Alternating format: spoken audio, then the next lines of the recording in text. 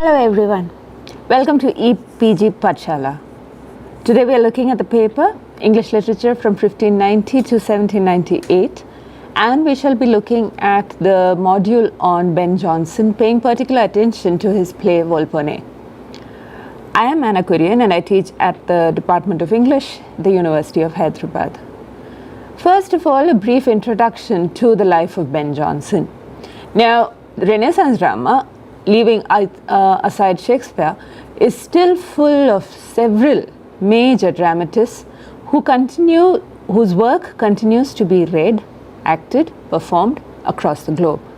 Ben Jonson is one of them. Even if Shakespeare had never lived, Jonson would still have been a major dramatist of the period. Jonson was born in 1572.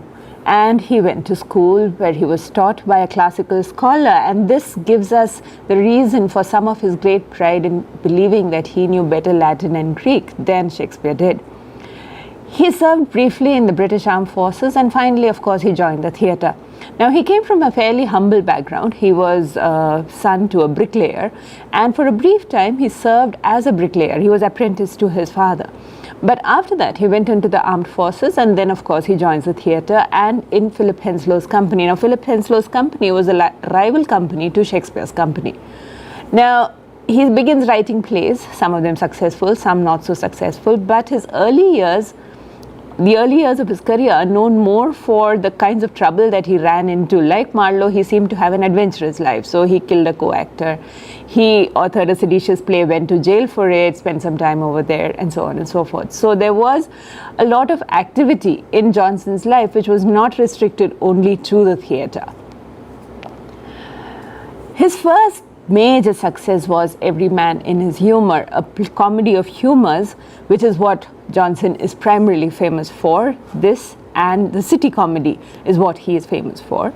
And Every Man in His Humour was performed by the Chamberlain's Men in 1598 and attained huge success. Now, one of the characteristics that distinguishes Jonson's work from that of other playwrights of the period was the fact that he did not write the kind of loosely put together play that others did. Instead, his were based upon the classical model, and he went according to the dictum of Aristotle that they should observe the unities of time, place, and action. So all of the action took place in a single day, and it took place in one location only. So they're not like the plays of, say, Shakespeare or Marlowe, which move from country to country, sometimes country to continent, different continents, and then come back to the original country. Instead, they all are located in one town, sometimes even one room, sometimes one house, and their action takes place in one day entirely. Via his comedies of humours, Jonson then also satirized the common follies of the people around him. And this is again something that is significant and exclusive, more or less, to Jonson, because his comedies are savagely satirical. He did not see people as forgivable in what the wrongs that they committed or in the hypocrisies that their lives were. So he satirized them, and he satirized them severely. They're also extremely funny, but that is, of course, by the way.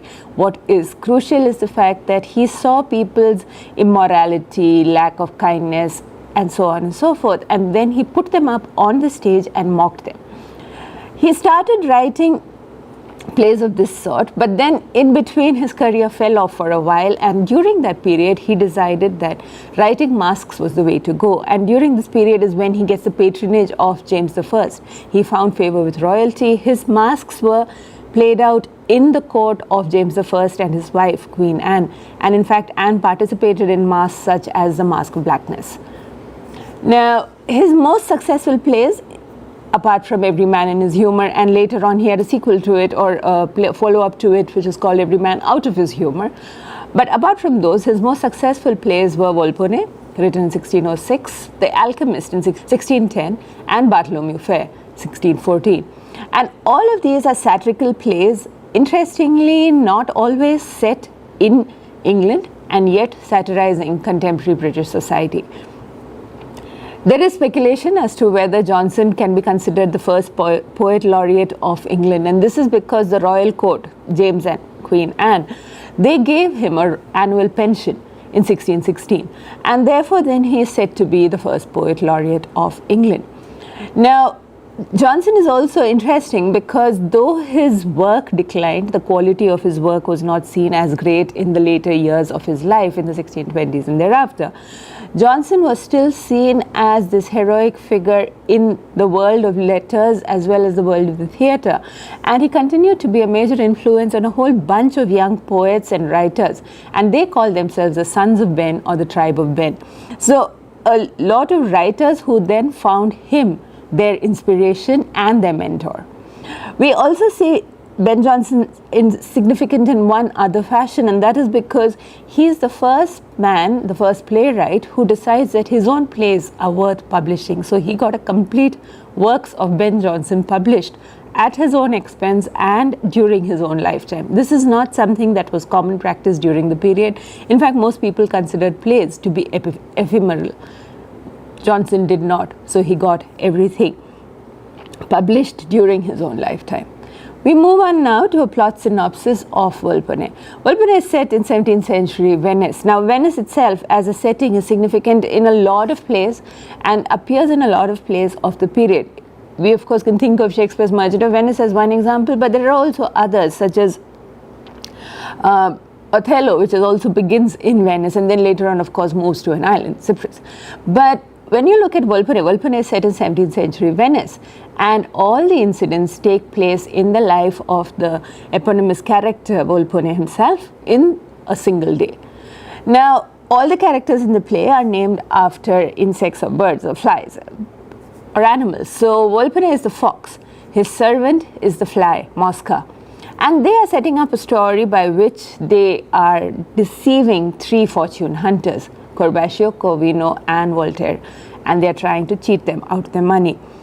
Fascinating to say, these three fortune hunters are themselves extremely rich, and it is their greed that motivates them to then go along with the schemes of Volpone and Mosca, because they believe that Volpone will die soon and he will leave his fortune to one of these three because he has no heirs of his own. This is, of course, all a story because Volpone is not that old, he's not that ill, he's not going to die. It's a story which is put out by Mosca the servant so that these people will come daily to visit him, and in the process they bring him very expensive gifts. That's how the play begins. We see Volpone and Mosca waiting for Corbaccio, Corvino, and Voltaire to come so that they can then present their gifts of the day. And these gifts go into Volpone's coffer, making him richer and richer. The three men, of course, Corbaccio, Corvino, and Voltaire, believe that this will eventually come to one of them. And so they compete with each other to give the richest and the best possible gifts to this old man, Volpone the fox. We see them coming, we see them giving gifts, we see their greed, and then soon after that we see Volpone being seduced by the description of Corvino's wife, Celia. And that is also when we realize that he's actually not as old as he pretends to be or as ill as he pretends to be, because then he goes out dressed up as a mountebank. He sells these false medicines, calling himself Scotto of Mantua. He goes to where Corvino's house is, and then outside Celia's window, he has a performance, and then he sees Celia. But once he's seen Celia, he is then completely consumed by lust for her, and he decides that he must have her. And therefore, he says to Mosca that it is Mosca's job to get her to his house and into his bed. Mosca is equal to any task, and so of course he tells Volpone that it's not a problem, he will see that it is done, and he convinces Corvino that if he will let his wife Celia sleep with Volpone, then it is guaranteed that Volpone will make him his heir. Similarly, they also set up another set of stories wherein Bonario, Corbaccio's son, is brought to the house, but this is because Corbaccio is told that if he disinherits his son, then Volpone will make him his heir. So Corbaccio in his greed decides that this is the way to go, and he says fine. But Bonario is brought to the house by Mosca so that he can see it, and then there will be a fight, because this is also Volpone and Mosca's way of entertaining themselves. So Bonario is already in the house when Celia is brought by her husband to be given to Volpone. Celia, of course, resists. She fights, he tries to rape her, and at that point Bonario then jumps out from where he's been hiding, and he says he rescues Celia, and they decide that they will go to court about this. But just in time, Mosca makes one more plan. So as you can see, it's Mosca who makes the plans over and over again, both for the entertainment of his master Volpone, but also for enriching him and to save him when trouble arises. So then now he sets up a new plan that they will accuse Bonario and Celia of being lovers, and therefore then the master Volpone will be saved in the court of law. And Voltaire, the third of the three people who are courting Volpone to get his riches and his wealth, is a lawyer. So he is the one who defends Volpone in court.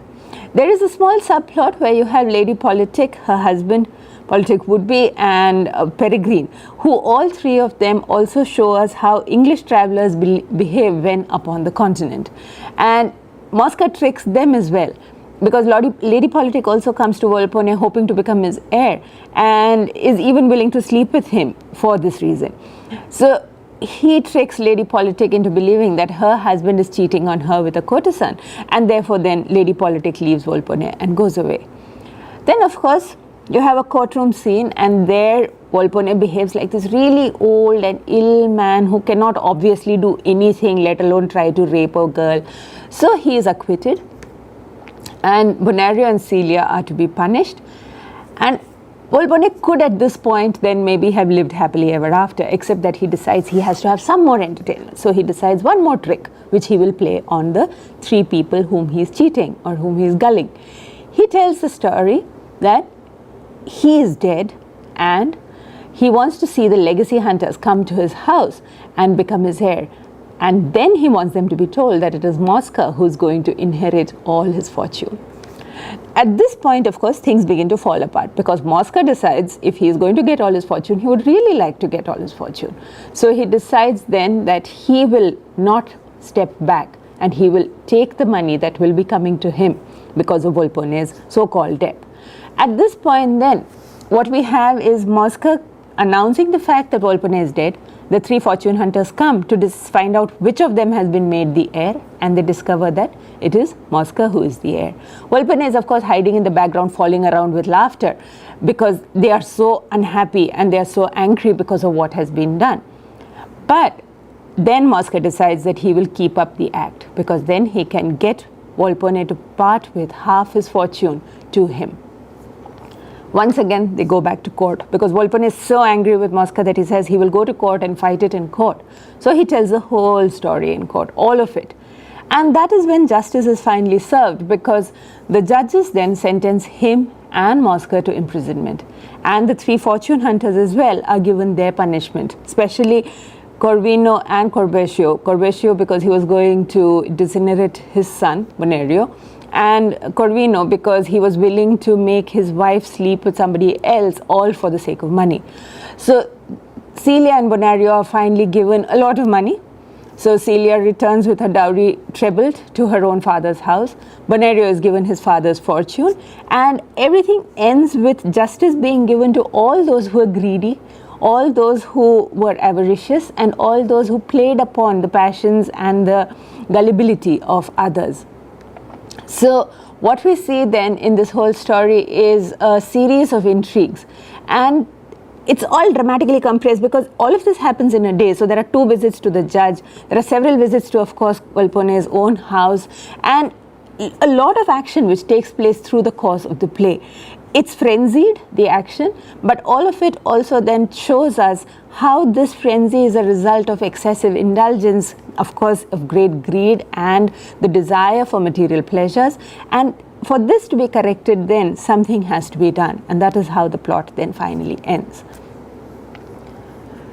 We will now look at the art of characterization in Jonson's work, and this is particularly important because Jonson built his characters around a theory that was prevalent at the time, a theory of bodily fluids which was called the theory of humours. Now, the theory of humours believed that all characters have a certain predominant humour, which is based upon the theory of which bodily fluid in them has a greater presence in their body. So the 4 bodily fluids which they refer to are black and yellow bile, blood and phlegm. So depending on which you have more of, your character will be determined by that. So if you have a lot of blood in you, you will be cheerful and you will be more optimistic and so on and so forth. Whereas others might be, a person who has more phlegm in him will be more calm, more deliberate in his ways, rather than somebody who is sanguine or somebody who has more of black bile or yellow bile. Now they are governed by one humor, basically. What we see in the play is that all of these characters, Volpone, Mosca, Corvino, Corbaccio and Voltaire, are all of them governed by one humor primarily, and that humor is greed. But we are also given another indication as to how they are, and that indication is given to us by their names. Their names, all of them, are from the animal world. So Volpone is a fox. Now foxes are supposed to be cunning. Mosca, of course, is a fly. Flies live upon other creatures or live upon dead things or eat dirty things. And Mosca that way is seen to be a fly. Corvino, Corbaccio and Voltaire are all birds, but they're not pleasant birds, they're not songbirds. Corvino is a crow, Corbaccio is a raven, and Voltaire is the vulture. So these are then birds which prey again upon rotting things, dead things, and they are things which are not at all positive or pleasant in any fashion. So what we say is that the names indicate one kind of a person, and the humor in the play is already indicated by the fact that they are all pursuing only one aspect, and that aspect is greed. Greed for material pleasure and enormous wealth. So even minor characters like Sir Politic would be his wife, and there is a Sir Peregrine who's not actually one amongst this lot, but even those are shown to be vain and affected, and therefore of course deserving of ridicule. We have two good characters, Bonario and Celia, and their names themselves indicate that as well. Bonario means good, and these are people who are virtuous. They are also kind of like water, because you don't see their character at all in the play, except that they are uniformly good. They don't have any evil in them. They are also naive in the sense that they don't know how to cope. They don't even see the evil that is there in their father/husband, and they don't recognize it even when it is shown to them. So they are unable to defend themselves against the unscrupulous characters like Volpone and all the rest of them. Now, the basic story which begins the play and which is sustained through a lot of the play, that intrigue, it exposes the unscrupulous nature of both himself and the other characters. So we see that the other characters are of course greedy. That is why they come wanting to become his heir. But he also is greedy because he wants to get more and more things from them. The other indulgence that Volpone has is his desire for entertainment and pleasure. And this we see right from the beginning, because the play begins with Mosca and Volpone talking, and it goes on to an entertainment which is presented by a bunch of people who are said to be Volpone's children. There is a hermaphrodite, there is a eunuch, there is a dwarf, and so on and so forth, and they do an entertainment for him. So Volpone's main aim in life is entertainment. He wants to have a lot of fun, and therefore we see greed as being not just greed for material possessions, but also greed for entertainment, an appetite which can never be fulfilled for either money or for pleasure. Now we'll go on to look at the themes of the play. Now, the predominant theme of course is avarice.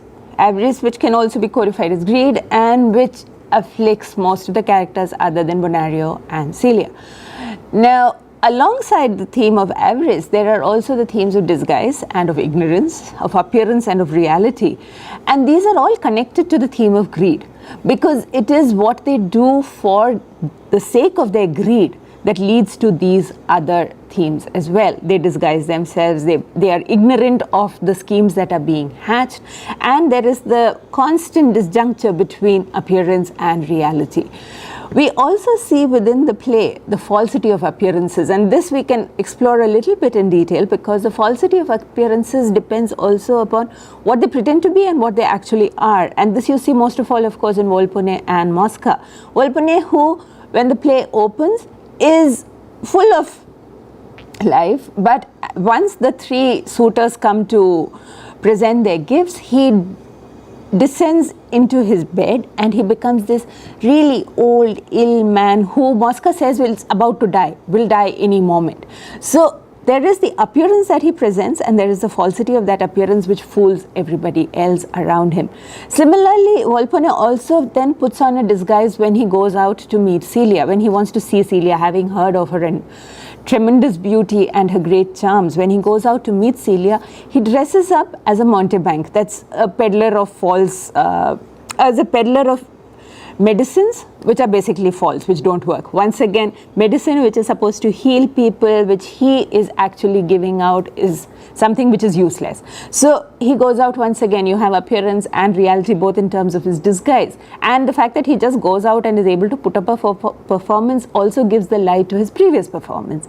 And finally, when you have the last one where he does this is when he pretends to be dead. It's again a disguise. He is playing dead so that he can have some more entertainment. Actually, he's hiding so that he can see the three guys come in and then fight over who will be the heir, and then they get the news that Mosca will be the heir. So what we have is Volpone himself exemplifying how disguise works and how disguise then fools people, and the truth, the reality of the person can be constantly hidden away behind these appearances that they put on over and over again.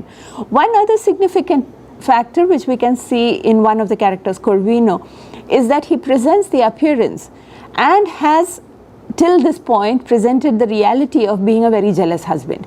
He is not willing to let Celia step out of his house without lots of servants so that everybody can see that she is a good woman and she doesn't look at anybody, and he doesn't let her go out unless she is veiled, and so on and so forth. He even does not let her appear at a window so that people can see her, because he's so jealous of her. And yet the reality of that is he's willing to let her sleep with Volpone if it will make him wealthier or it will make him the heir. So there is this constant mismatch between what is real and what appears to be real amongst all the characters. And these are deceptions that characters use to fool one another. So even Celia is fooled by her husband. She is unwilling to believe that he would give her to another man just because he wants to be wealthy, because till that point she has always known him to be this jealous husband who is very careful of his own honor and therefore of her honor as well. That how dangerous greed can be is of course the central moral story, the central moral thematic of this entire play, that greed is destructive, and while it destroys others, it is also eventually destructive of the self who is greedy, is something that the play then demonstrates via the lives of Volpone, Mosca, the other three people as well, Corvino, Corbaccio and Voltaire. All of them are destroyed because of their greed. While they believe that their greed will make them wealthier, will make them more respected in society, eventually what happens is that each of them is destroyed because of the fact that they could not restrain their greed to healthy levels. So Volpone is finally then stripped of his honorable place in the Society of Venice, and he is sent away to a hospital or infirmary for incurables. Mosca is of course sent to prison. Voltaire is stripped of his lawyer's degrees and he is no longer allowed to practice law in court. Corvino loses all his wealth, and his wealth is given to Celia, and she goes back to her father's house with much more money than what she came from there. And Corbaccio loses all his wealth to his son, whom he was planning to disinherit. So there is also this idea of poetic justice, that the evil that they were planning to do to their children, to their wives, to themselves, all of that evil is played back upon them, and finally they are left with nothing. Now, if society is seen as a place where evil and good live side by side, the Venetian society of the play shows us that when there are people such as Volpone and Mosca and all these other people, then good people, people who are honorable, decent, living their own simple lives, people such as Bonario and Celia, they will be threatened, because there is a scene in between where justice is not served, where Voltaire argues that Volpone is so old that he could not have raped Celia, and so on and so forth. And at that point Celia and Bonario are made out to be lovers, and then they are also sentenced to imprisonment and so on. So people who are decent cannot live in a society which is full of deceitful, self-serving people. Now, it also examines, of course, the lack of trust, loyalty, love in interpersonal relationships. What is important in these relationships, and as we can see, father and child, husband and wife, master and servant, all of these relationships are based upon trust and loyalty. All of these relationships need to have a certain amount of fidelity if they are to be successful and if they are to be happy. Now, what we see in the play is that all these relationships are built not upon trust, love, affection, and so on and so forth, but are built upon greed and a desire to play upon the worst aspects of the other person's character. So Mosca succeeds and thrives because he is able to make Volpone happy by doing all the nasty, wicked things that Volpone likes. Similarly, Volpone is happy because he is able to make Corvino, Corbatio, Voltaire, all of them behave in their worst possible manner, not necessarily in their best possible manner. So interpersonal relationships in the society that Volpone depicts, the play depicts, are seen to be governed by what is worst rather than what is best in terms of the human. And it is all because of material gain. So we are also once again being told that the personal does not matter. What matters is how much wealth you can get for me. All of Johnson's plays, to a very large extent, give us social commentary upon the time and upon the people.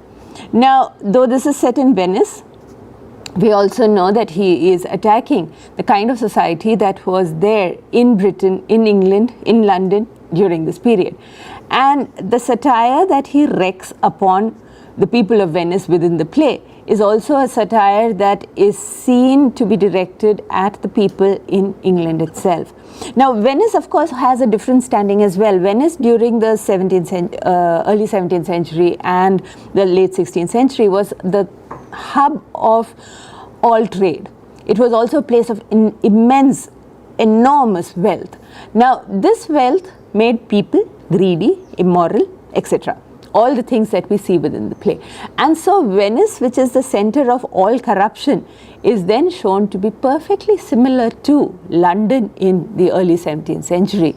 Because London in early 17th century is also a place where people were beginning to like wealth for the sake of wealth. There was a lot of social mobility, there was a lot of upward mobility, trading classes. The traders were becoming more prosperous, they wanted a higher standard of life for themselves. And the aristocracy, which had always had enormous wealth, was beginning to open up so that even traders could then gain some footing in that society. And because James I needed a lot of wealth, he would sometimes give titles to people who were wealthy because in return he got money. So this whole anxiety that is there about social mobility, about class structures in British society during this period is reflected in this play where everything is in flux, nothing remains stable. And instead what we see is a lot of movement, and all that movement is governed by how much wealth I can make out of any given person at any given time in the play. Then, while we might think that all the characters, Corvino, Corbatio, Voltaire, Volpone and Mosca, are governed by greed and avarice, that this is only because they are in themselves morally weak, so that it's a sign of their individual weakness rather than a reflection of society at that time, is given the lie to because you only see two decent people within the play. Everybody else is like that. So then what we see is that it is not about one person being wicked or being weak or being evil. It is about a society which has been rendered corrupt and which is driven by greed and lust all the time. So there is, when you look at it, the three people who are being tricked by Volpone and Mosca, is there any real difference between them? And the answer is sadly enough, no. There is nothing good about Volpone. In fact, Volpone can be seen to be slightly, not slightly more evil, but just as evil as they are. They are willing to sacrifice, Corbatio is willing to sacrifice his son, Corvino is willing to sacrifice his wife, his marriage. So, Volpone is willing to sacrifice everything to get somebody else's wife into his bed, and he's willing to rape her as well. And that's where everything, of course, descends into chaos. It's not just that he wants her, but that if she proves unwilling, he's willing to step back. No, it's that even if she's unwilling, he will rape her, but he wants his will. He wants what he desires. So what we see is that there is nothing to choose between Volpone and Mosca on the one side and the other three characters who are being gulled or cheated on the other side. All of them are driven by this lust for material possessions. But what distinguishes Volpone and Mosca actually eventually is the fact that they are far more intelligent and imaginative than the others. The others get fooled because they lack the intelligence that Volpone has. Actually, what we see is that there is also, Johnson does this very interesting class shift where Volpone is the one who is a dignitary of Venetian society, but it is Mosca who is more intelligent and more imaginative than him as well. And he is the one who eventually is able to trick Volpone. And it is his greed then, if greed drives everybody, then all of them are defeated by their greed, including Mosca, but it is Mosca who is most superior in his intelligence and imagination. Now, of course, you also have the moral conclusion that we are given at the end of the play, that here is a play wherein the good are rewarded, the evil are punished. Poetic justice happens, which is wonderful and which is good, and nobody actually regrets the fact that all these people get the punishments that they deserve and that Bonario and Celia get the good things that they deserve in life. So you have a very grim society that is being portrayed here. It's not a happy place that is being portrayed here. Instead, you're being shown a world where everybody is corrupt. And the two good people that you do see are exceptional, not the rule. In fact, there is also in the first court scene when Bonario and Celia are being accused of being lovers and Volpone is being shown as so sick and so dying that he obviously could not do anything to Celia. There are these really bad scenes